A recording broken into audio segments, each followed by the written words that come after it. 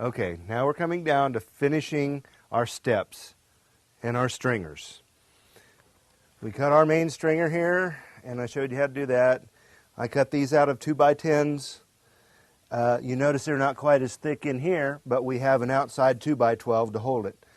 And that is so when you have your geo, which is hollow, you lay it down, you don't see the ends of the boards.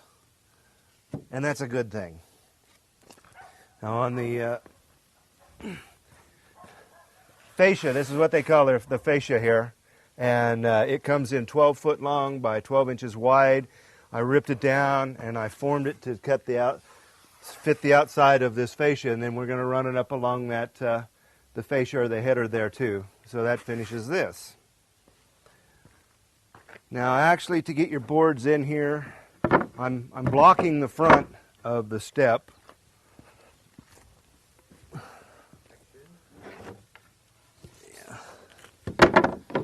And lifting one on top of another so that it boxes it and finishes it in. When you're spending this much money on this stuff, it just pays to make it look as good as it can.